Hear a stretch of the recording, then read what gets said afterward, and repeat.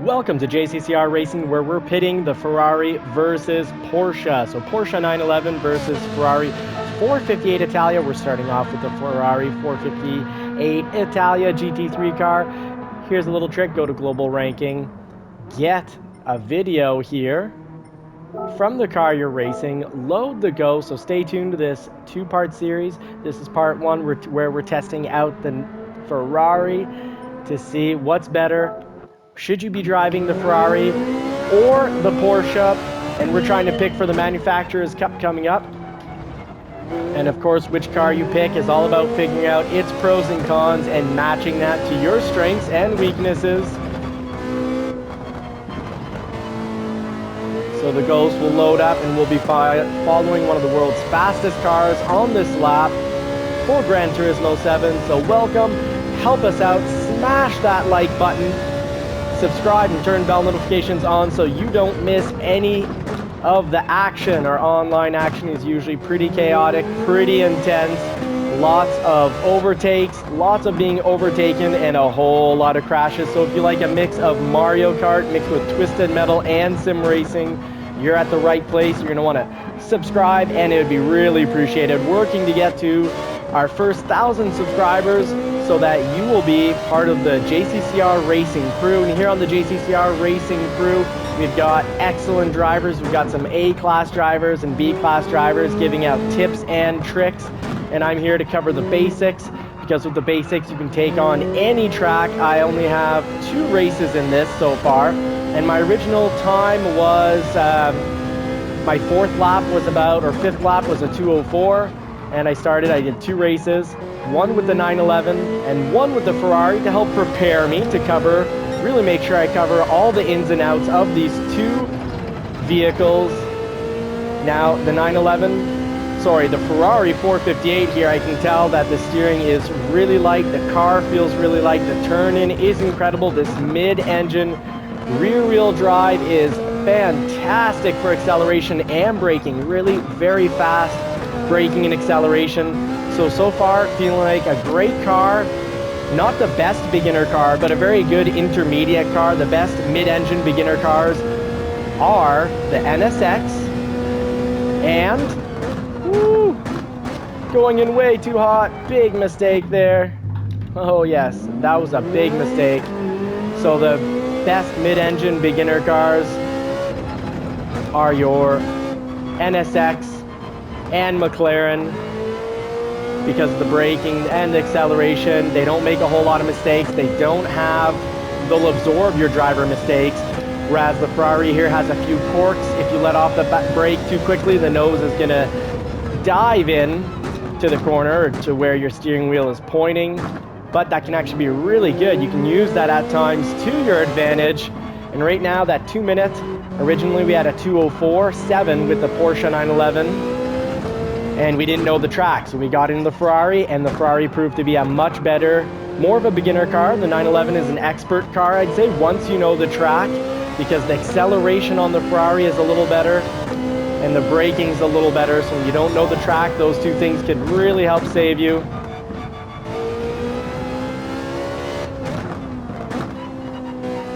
First gear for turn-in, and then second gear for takeoff.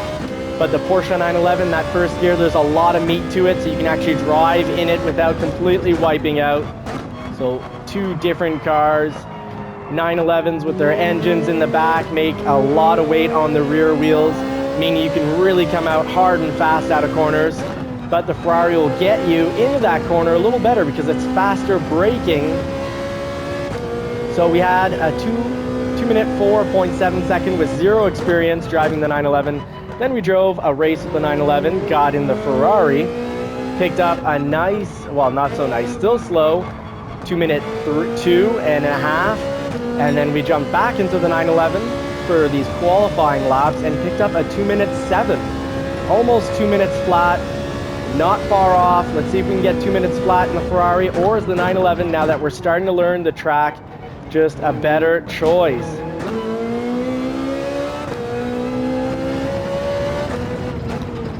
Quick little break there to be able to have the right speed to turn in. Now coming out of turns like that one right there, the 911 with its weight over the rear wheels, because it's rear engine, so much weight over the rear wheels, you can really give her, really lay into that accelerator pedal. And it looks like I am faster with the 911 because I was faster with the Ferrari when I didn't know the track at all, and now that I'm getting a bit of a memory for the track, I am faster with the 911. But let's test out another lap to really see. First gear for turn in, got to be careful, real light taking off in first to not slide this out. Now if we're in a front engine rear wheel drive and in first gear, being too hard on the pedal means your back end slides out. That can be good to redirect your nose, and a lot of beginner players will find the front engine rear wheel drive setup easier, but I find the mid engine the most rewarding cars. Once you're used to them, you can really do some impressive things with them. But the front engine rear wheel drive cars are generally, as a whole, much better online for not getting punted around. The GTR, very solid. Corvette, very solid. AMG, very solid. Supra, solid on the track as well, but they all feel heavy in the wheel, in the steering, in the handling.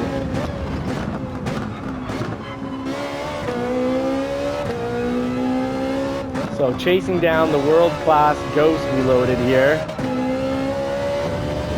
So normal that they're a tad bit ahead. It is a world-class driver, not just an A driver, but the top of the A+. So he pops the curb there, goes through there.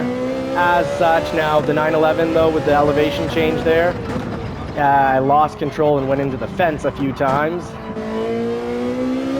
This Ferrari, more of a beginner car, but you want more beginner car, go with the McLaren 650S.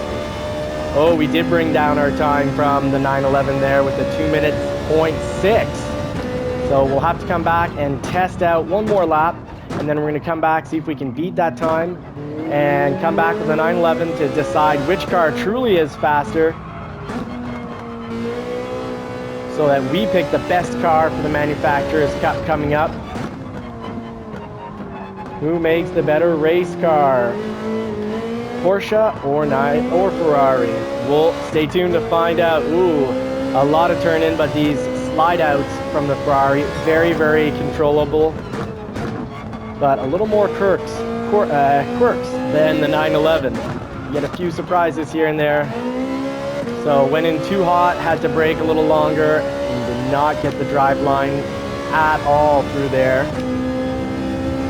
Better to go in slow, get the line, so you can come out fast. Trying to pass my own Ghost, gotta stay ahead of it. No need to brake there, just I had the right line, just needed to stay strong, not buckle under the pressure.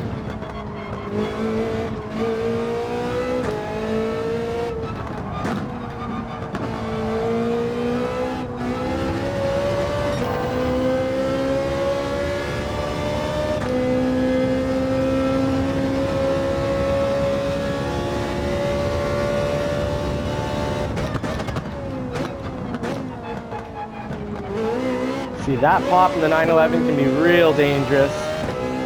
You'll see when you stay tuned, as we're gonna take this on with the 911 and see if we can beat that 2 minute 0.6 as a beginner slash intermediate driver. So this would have been another 2 minute 0.7 lap. That's my 911 time right there.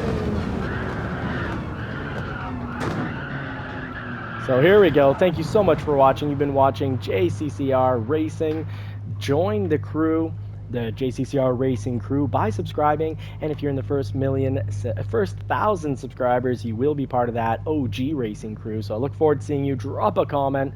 Let us know who you are so we can start being friends and learning and growing together. If you're a much better driver than I, great, fantastic. Drop some tips and tricks. Be a coach and a mentor to the racing community here. Thank you so much for watching. Until next time, I wish you all more cars and more power, and hope you get to put the pedal to the metal on a car that you love sometime real soon. Take care, folks.